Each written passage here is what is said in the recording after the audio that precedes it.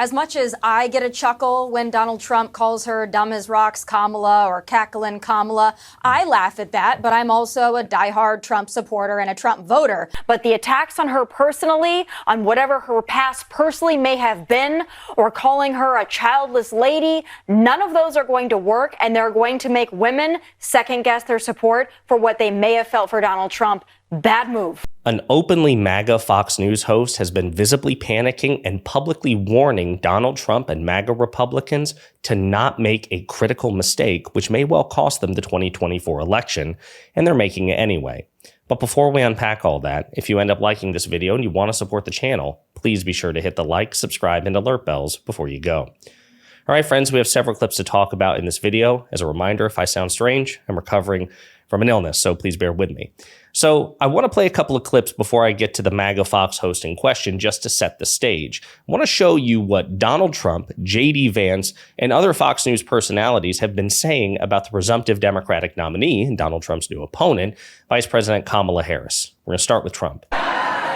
So hear me when I say, I know Donald Trump's type. And in this campaign, I promise you, I will proudly put my record against his any day of the week. As the attack, what's the retort? Well, I think it's disgusting, and I get a kick out of one thing. They say, sir, be nice. You just got hit with a bullet. Maybe he's changed. Be nice. And I'd love to be nice, but I'm dealing against real garbage. So, again, a couple of things here before we play the next clip. Of course, Vice President Kamala Harris is right to say she should put her record, the record of Biden-Harris versus the record of Trump-Pence, because the Biden-Harris record is just objectively better in pretty much all ways by far to the Trump-Pence record.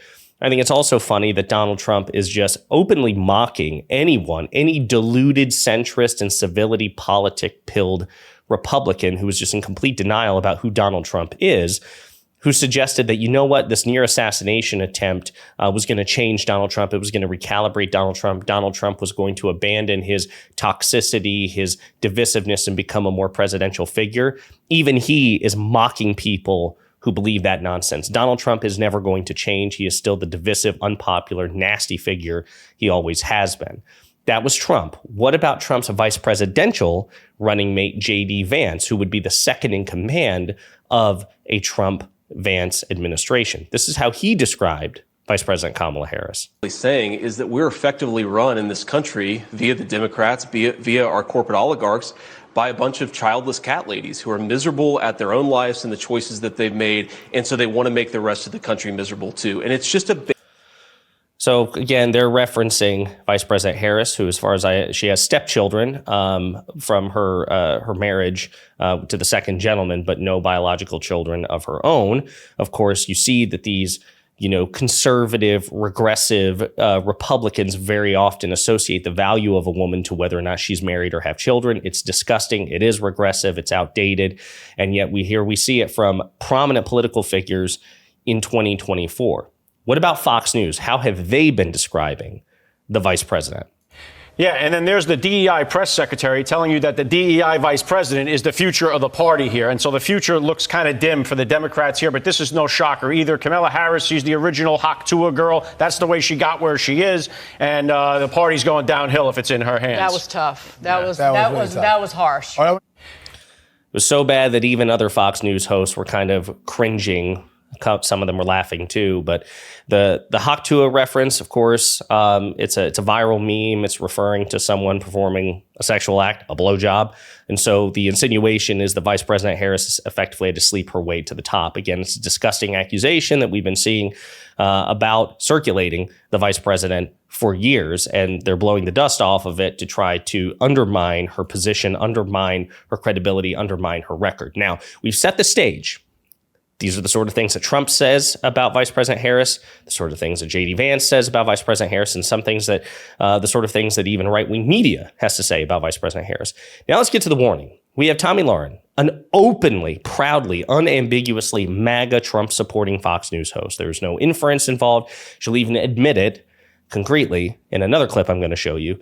But here is her publicly panicking on Fox News and issuing a stark, blunt warning to Trump, to J.D. Vance, and to MAGA Republicans to not do this against Vice President Kamala Harris because she believes it will cost Republicans the election. Now they've got about 100 days of a honeymoon period that might very well last 50 to 60 days, where people are still going to be just excited that they have Kamala Harris. They're not going to dig into her record. They're not going to be bothered by her record because they're going to be so excited for probably the next 50 days. Well, we've only got about 100 until a general election and even fewer to early voting. Yeah. So don't get too comfortable on the Trump side. And I'm sure we're going to talk about this later, but the attacks on her personally, on whatever her past personally may have been, or calling her a childless lady, none of those are going to work, and they're going to make women second guess their support for what they may have felt for Donald Trump. Bad move. Ooh, there are a lot of strong points in that for Republicans. I mean, depending on how much you love Donald Trump and do or don't like his VP pick, some of that was for J.D. Vance. Yeah. Yeah. Again, Tomi Lahren, somebody who, like, if you're familiar with her, she was on Blaze TV, I believe, and some other places. She's a frequent guest on Piers Morgan. We're about to play a clip of that as well, in which she and Piers both, these outspoken Trump allies, even though Piers, tries to have a foot in both worlds and, downplay his close friendship and association with Trump. The visible panic is worth noting. Tomi Lahren isn't stupid. She knows that the anti-Trump coalition is simply bigger, more populous than the Trump coalition. They're just less motivated usually. Trump's cult is motivated to turn out for him, but he can motivate people to either join the anti-Trump coalition or to activate people already nominally in the anti-Trump coalition who might not otherwise turn out to vote. She knows that if both sides turn out in force, Trump loses because the side against Trump is and has always been and always shall be bigger than the pro-Trump side.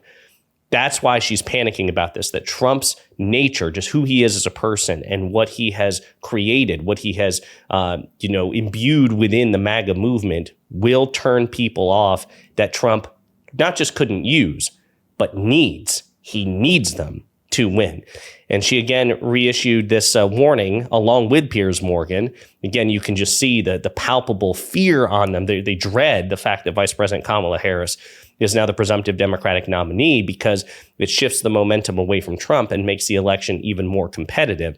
They are basically pleading with MAGA to not be MAGA.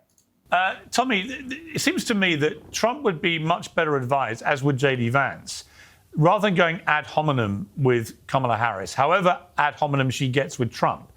Better to try and rise above it. It's not his greatest quality doing that, but to rise above it and pick her off on her record while being vice president, most notably given her position as a kind of immigration czar, when really by any definition of her performance, she's been a complete train wreck. She said, don't come in, and 8 million people promptly came in. Would you think that's a better strategy for Trump Vance, is to just literally go after the record, not the woman?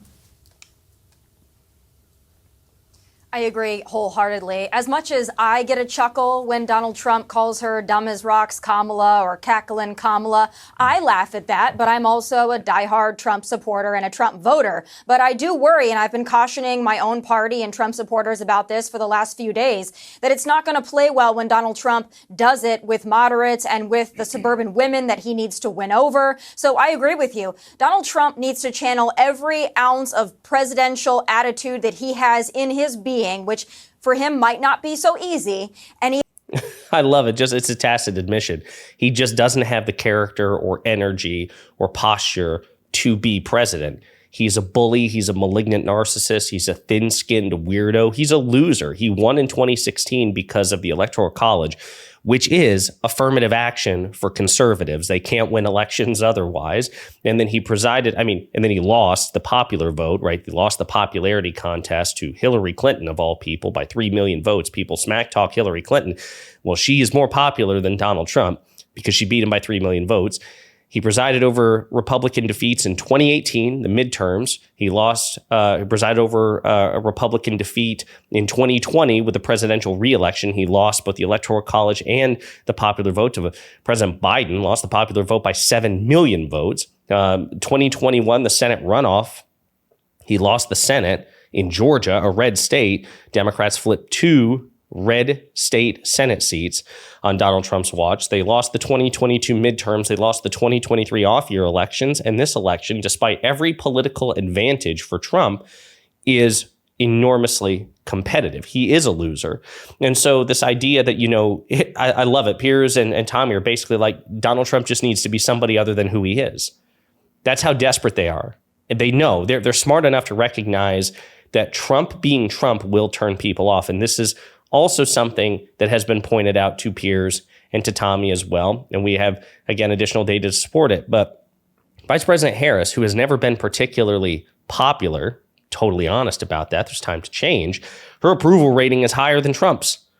I mean, this is, I love pointing this out. It's so fun. I do. It brings me enormous joy to point this out to MAGA Republicans who genuinely believe that Donald Trump is a messianic figure. He's Christ.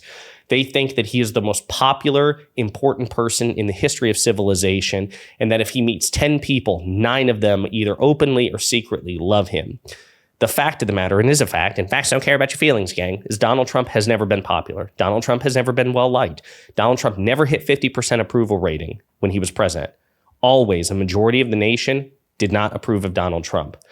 And even now, even with the benefit of 4 years of relative obscurity in the sense that the focus has been on President Biden and the Biden administration, and people tend to blame their frustrations on the Biden administration, despite the fact that, people's selective memory, despite the fact that he was recently shot at in a failed assassination attempt, which you would think would create this groundswell of sympathy as it has in the past. The fact that he was the beneficiary of a rock star-like convention, the RNC. Donald Trump can only crack 40% approval. 40%. That is how disliked this man is. So when people say, well, Vice President Kamala Harris isn't particularly well-liked, the difference is people are flexible on the vice president. She has likable qualities. That approval and disapproval can increase. Trump will never be particularly well-liked. It's set in stone. He's capped. That is her advantage. She has not achieved her maximum political potential. She has room to grow in her popularity, grow in her approval rating. Donald Trump is capped. And woe be unto MAGA, because Kamala Harris has 100 days and a lot of support and a lot of funding and favorable polls and momentum and a very energized, or an increasingly energized, I should say, anti-Trump coalition. And if she reaches her potential, she beats Trump because her potential exceeds his. And I love to see the panic on these MAGA Fox hosts' faces as they caution Trump and MAGA to basically not be themselves and to not do what they're already doing because they're afraid they're going to lose the election. Let me know what you think in the comments.